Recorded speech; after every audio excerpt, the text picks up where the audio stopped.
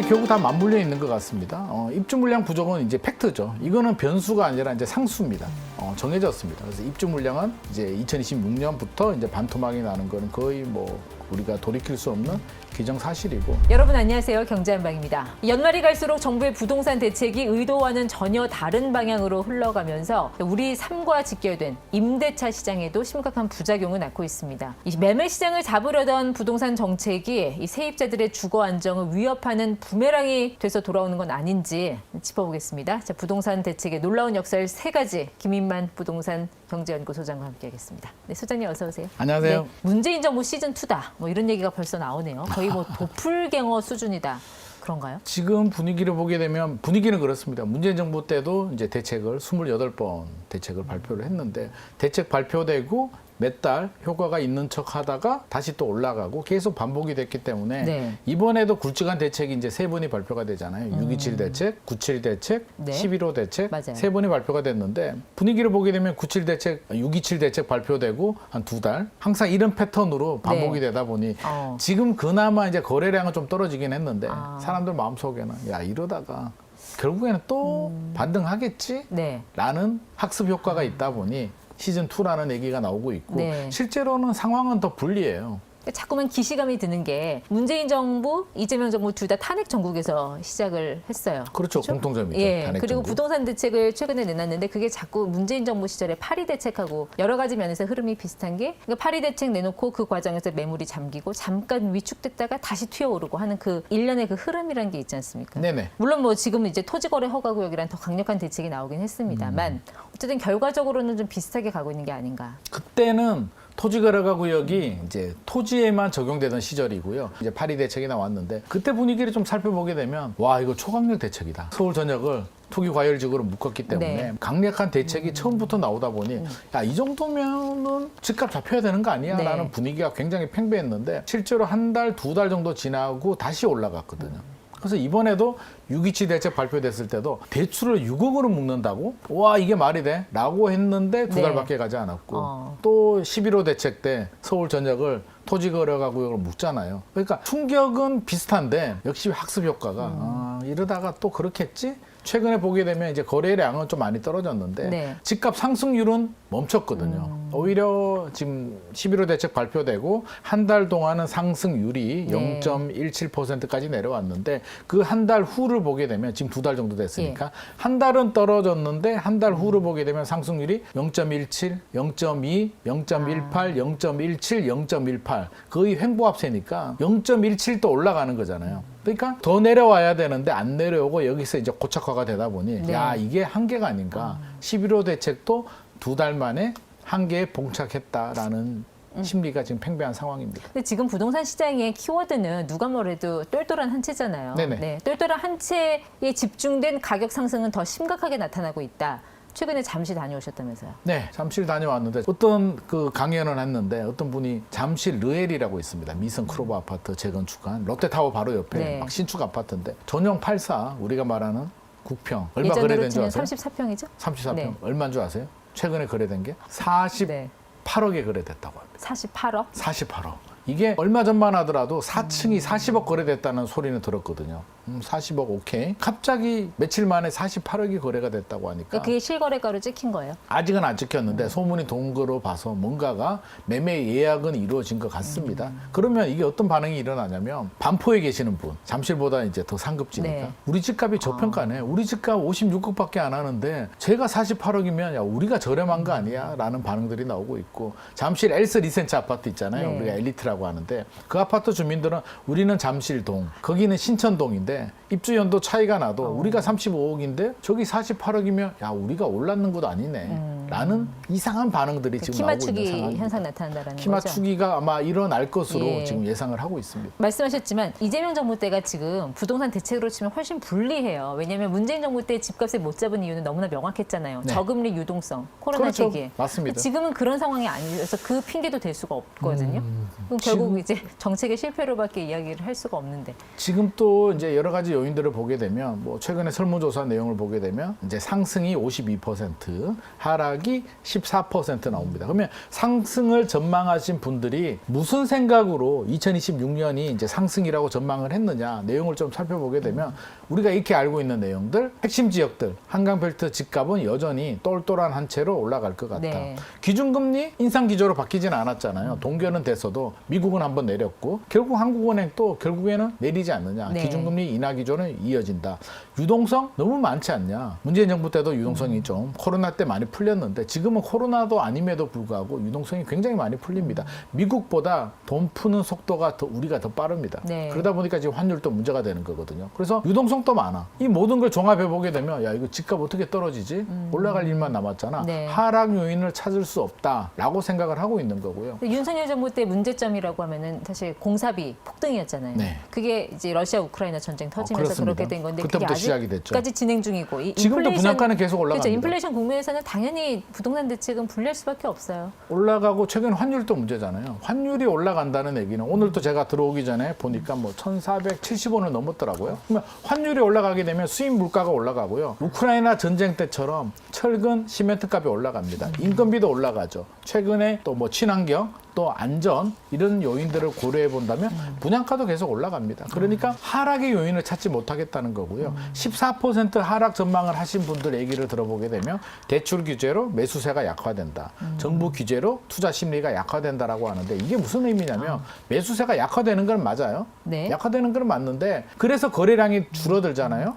10명 거래할 걸 6명, 7명은 이제 집에 갔습니다. 아, 나 집 못 살 것 같아요. 남은 2명, 3명이 거래를 한다는 겁니다. 그래서 최근에 나타나는 현상이 거래량은 많이 떨어졌는데 네. 11월 거래량이 우리 녹화일 기준으로 한 2,500건 정도 나오는데 이게 12월 말까지 통계가 잡히기 때문에 아마 3,500에서 4,000건 사이 나올 것 같아요. 거래량은 줄어들었는데 가격은 앞서서 이제 잠실 르엘 얘기처럼 네. 르엘만 올라간 게 아니라 곳곳에서 지금 신고가가 나오고 있습니다. 그러니까 거래량은 잡았는데 실제로 집값은 못 잡았다. 우리가 그렇게 해석할 수 있을 것 같습니다. 지금 시간을 좀 되돌려 보면은 이제 작년에 올해를 전망을 했을 때 키워드는 공급 절벽이었거든요. 네. 근데 지금 두 가지 절벽이 더 추가가 된 게 대출 절벽 그리고 매물 잠김. 이거를 어떻게 이제 해결을 해나갈 것인가 그게 관건이 되지 않을까요? 이제 내년도 시장에서는? 이게 결국 다 맞물려 있는 것 같습니다. 입주 물량 부족은 이제 팩트죠. 이거는 변수가 아니라 이제 상수입니다. 정해졌습니다. 그래서 입주 물량은 이제 2026년부터 이제 반토막이 나는 거는 거의 뭐 우리가 돌이킬 수 없는 기정사실이고 전체적인 요인을 보더라도 일단 입주 물량만 보정한 게 아니라 모든 요인들이 지금 다 집값 상승을 가리키고 있는데 정부도 최근에 대통령께서 말씀하셨잖아요. 야, 이거 답이 없다라고 한 게 서울은 구조적으로 수요 과잉의 공급 부족 지역이기 때문에 거기에 유동성에 모든 게 다 맞물려 있으니까 답이 없다는 말을 어디서 하신 거예요? 그 어디서 어느 지역에 생기냐가 중요하잖아요. 일단 충남 도민을 만난 자리에서 세종에 가서서 말씀을 하셨는데 이제 말씀의 내용은 그겁니다. 욕을 많이 먹고 있는데 해보니까 구조적으로 서울은 너무 수요가 많고 공급은 빈 땅이 없다 보니까 우리가 여러 가지 정책 대출 규제라든지 뭐 여러 가지 또 토지 거래가 구역을 묶고 노력을 했음에도 불구하고 여전히 불안정한 상황이다. 네. 결국에는 지방을 활성화시켜야 되겠다. 수요 분산을 얘기하는 거거든요. 그래서 수요 분산을 하게 되면 한마디로 그거예요. 충남에 가셨잖아요. 우리가 왜 그런 말씀을 하셨는지 취지를 좀 보게 되면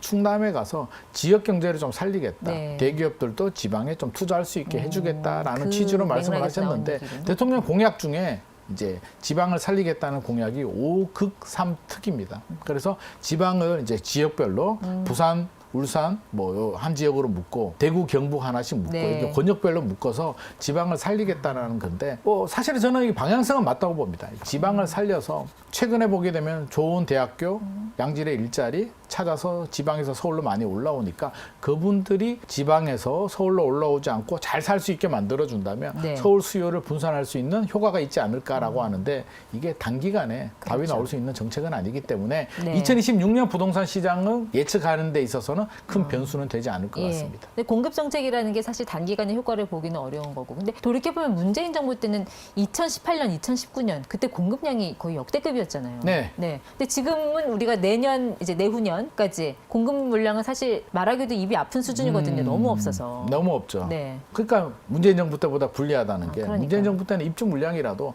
한 4만 7천에서 4만 9천 호 정도 남았는데 서울 아파트 같은 경우 우리 이제 입주 물량을 얘기를 할 때 한 4만 7천 호, 4만 8천 호 이상은 나와줘야 된다라고 하는데 그 근거가 뭐냐면 인구 대비 0.5% 정도가 적정한 입주 물량이라고 이제 우리가 이야기를 하는데 서울 같은 경우는 서울에 있는 인구만 해도 4만 7천 호 정도가 적정한데 서울 집을 사시는 분들 중에 외지인 네. 그러니까 서울에 거주하지 않는 분들이 서울 집을 사는 비율이 약 25% 정도 됩니다. 그러니까 4만 7천 호도 사실은 부족해요. 부족한데 2016년에는 국토교통부의 말을 빌려도 2만 8천 호. 근데 국토교통부는 있는 거 없는 거 다 끌어모아가지고 청년주택부터 모든 걸 다 해서 2만 8천 호고요. 우리가 일반적으로 관심 있는 아파트들, 레미안, 힐스테이트, 네. 자이 뭐 이런 아파트들 있잖아요. 푸르지오. 이런 아파트들은 사실상 2만 호도 되지 않습니다. 그러니까 실질적으로 반토막이고 올해 2025년 공급이 충분하다고 느끼셨습니까? 안 느껴지잖아요. 네. 근데 역설적으로 최근 5년 동안 올해가 입주 물량이 가장 많은 해였습니다. 그럼에도 불구하고 안 느껴지잖아요. 못 그게 느끼잖아요. 얼마나 됐는데요, 올해? 올해가 입주 물량이 4만 5천에서 5만 호 사이 정도 됩니다. 그러니까 올해도 입주 물량이 많았나? 나 못 느끼겠는데? 라는 반응이 돼 내년은 올해보다 반토막이 나니까 아마도 2026년이 되면 아마 굉장히 살벌한 네. 공급 부족을 온 몸으로 느낄 것 같습니다. 또 하나 이슈가 이제 문재인 정부 때는 2020년에 임대차 입법 네. 입안에서 소급 적용하기 전까지는 사실 전월세 시장에 문제가 없었어요. 그런데 이재명 정부는 지금 들어서자마자 지금 전월세 시장이 지금 난리가 나지 않았습니까? 네. 요즘 시장 상황 어때요?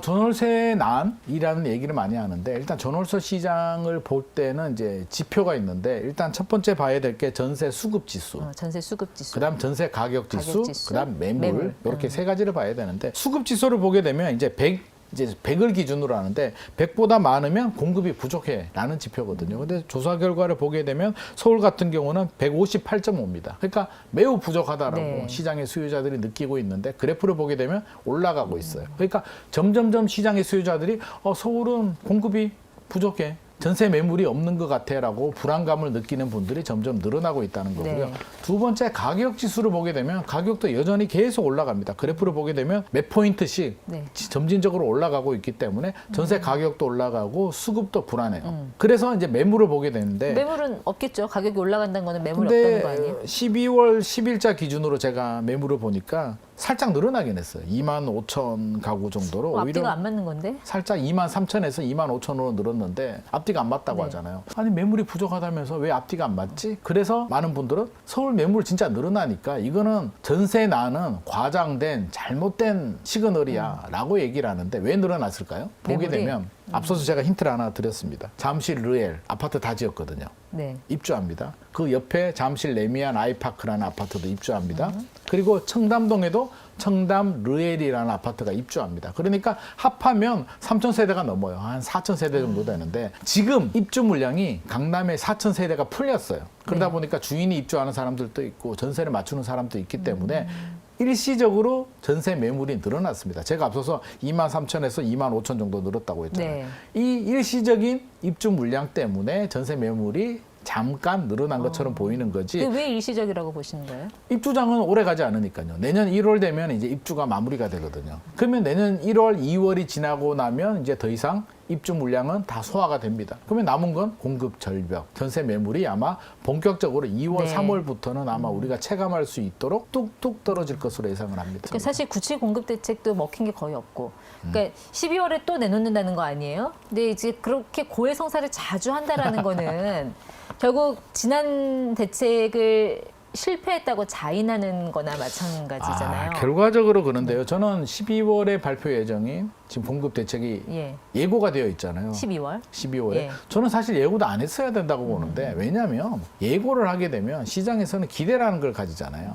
기대는 결과가 두 가지입니다. 기대를 뛰어넘으면 희망이 되는 거고 기대보다 못하면 실망이 되는 네. 건데 과연 시장에서 생각하는 내용을 뛰어넘는 파격적인 공급 대책이 나올 수가 있을까? 그런 거 나오면 안 돼요. 그러니까 기존에 했던 거 3기 신도시, 네. 유효부지, 그린벨트 이런 얘기는 더 이상 저는 먹히지 않는다고 봅니다. 사실은 그 135만 호의 착공계획 이렇게 하겠다. 그러니까 3기 신도시 지금 진행하는 거 차근차근 이행하겠다. 이 정도만 해도 충분할 것 같은데 굳이 또 12월에 공급 대책을 내놓을 필요가 있을까 하는 의문은 들거든요. 저는 정부의 조바심이 좀 반영이 되지 않았나 싶습니다. 지금 사실상 답이 없는 거잖아요.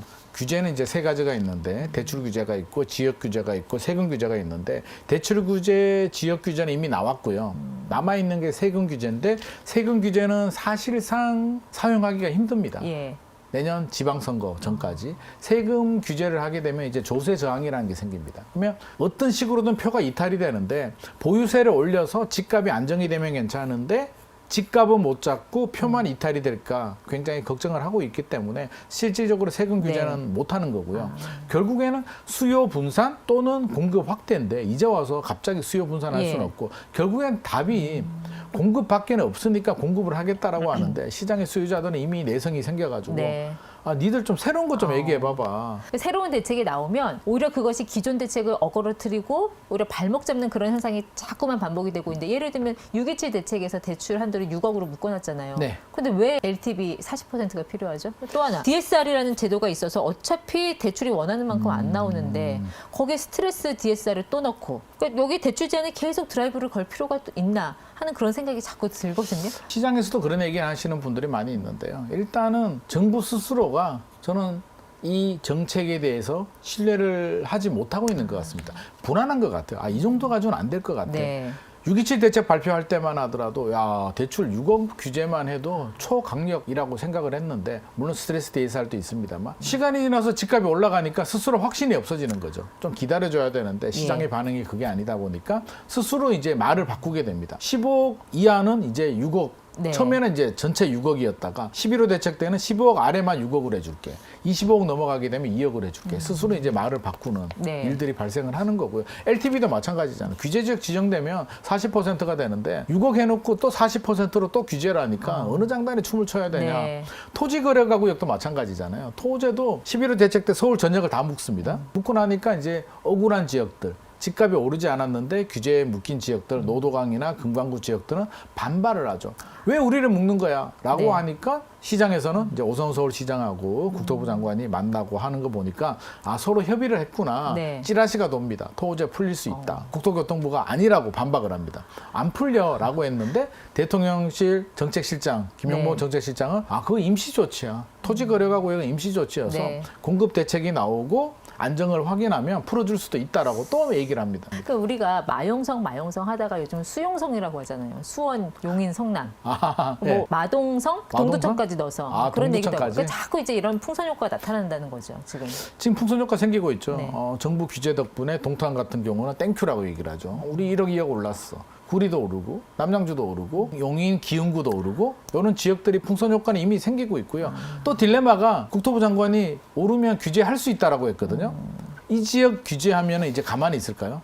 이제 서쪽으로 갑니다. 또. 그러니까 이게 규제의 꼬리를 물게 되니까 서쪽으로 가게 되면 가격이 많이 안 올랐던 송도나 뭐 검단이나 이런 지역들로 또 풍선 효과가 생길 수도 있으니까 이게 첫 단추를 잘못 꽂으니까 이제 줄줄이 계속 사탕처럼 연결이 되는데 첫 단추를 좀 잘 끼웠어야 되고 특히 규제 지역 지정과 토지 거래가 구역 같은 경우는 좀 더 신중했어야 되지 않나 생각을 합니다. 결국 이제 정부하고 지자체가 좀 손발이 맞아야 그나마 이게 잘 돌아가는데 지금 보세요. 서울시는 정비 사업 쪽으로 자꾸 가려고 하는 거고. 그렇죠. 정부 같은 경우는 공공 쪽, 택지 개발 중심으로 유휴지 개발로 가다 맞습니다. 보니까 이게 뭔가 좀 안 맞아요.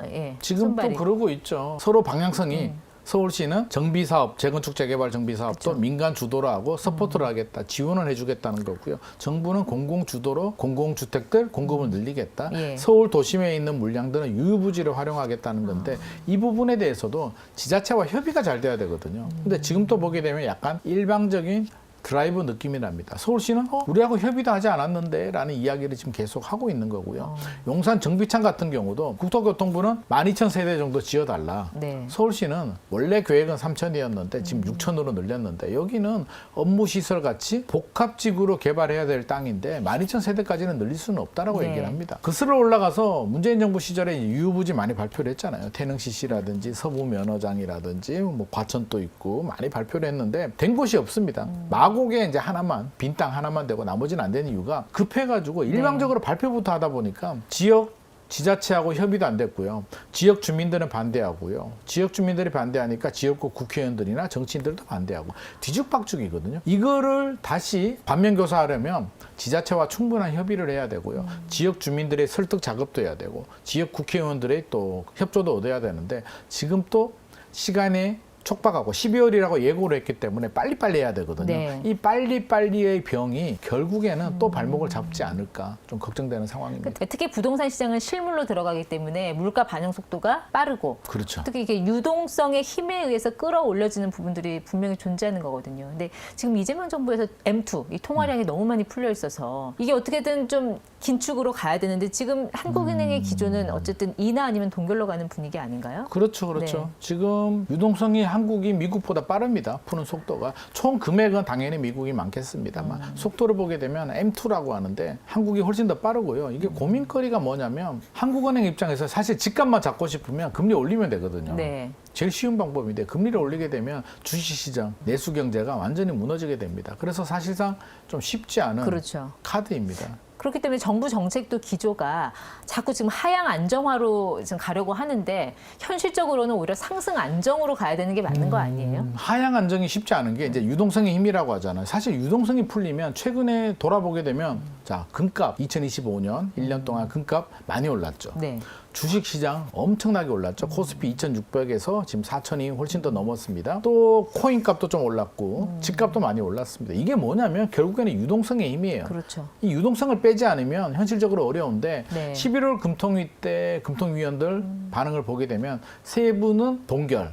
앞으로 나머지 3명은 인하 전망을 했기 때문에 네. 현실적으로 인상 기조로 바뀌지는 않습니다. 우리가 좀 눈여겨봐야 되는 건 집값이 언제 떨어지지? 라는 생각을 많이 하는데 집값이 떨어지려면 예상치 못하는 변수가 생겨야 되는데 그 예상치 못하는 변수가 저는 결국에는 기준금리 인상인 것 같습니다. 그러면 어디서? 미국에서.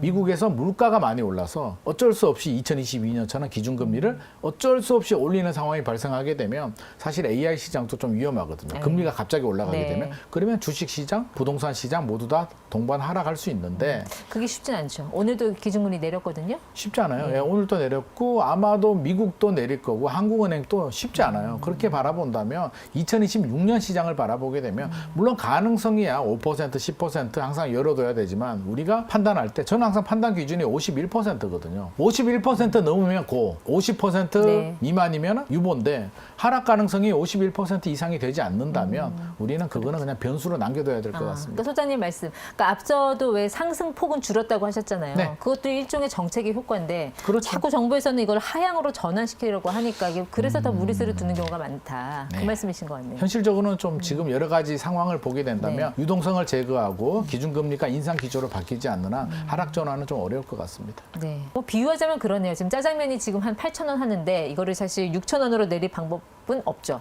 다만 이제 9,000원으로 가는 거 그거를 완급 조절은 할 수 있지 않을까. 그렇죠. 예. 8,000원을 최대한 오랫동안 머물러 있게 하는 게 뭐 최선의 방법인 것 같습니다. 그럼 집값도 마찬가지죠. 내리는 것도 문제고 올리는 것도 문제인데 집값이 내리면 10억 아파트가 15억 갔어요. 야, 한 14억까지만 내리면 안 되겠니? 네. 이게 안 돼요. 한 번 떨어지게 되면 이제 투매 심리가 발동을 해서 집주인들은 집어 던지고요. 매수자들 안 사기 때문에 만약에 떨어지게 되면 주식도 마찬가지인데 10억이 14억이 아니라 12억, 11억까지도 순식간에 떨어지거든요. 그러면 경제적으로도 여러 가지 문제들이 굉장히 심각하게 발생을 하기 때문에 네. 일단 현상 유지. 그러니까 급등도 급락도 아닌 현상 유지를 하는 정책을 펴는 게 가장 중요한 포인트인 것 같습니다. 5%로 오를 거를 한 2.5%로 막고 그럼요. 10% 오를 거 한 5% 이내에서 막을 수 있는 게 정부로서 할 수 있는 최선이 아닌가. 어쨌든 뭐 인플레이션에 대한 우려도 있고 뭐 물가, 뭐 유동성 효과 이런 것까지 이제 다 감안을 해서 좀 시장을 안정시키려는 그런 대책이 또 나와야 되지 않을까 싶습니다. 네, 오늘 김인만 소장과 함께했습니다.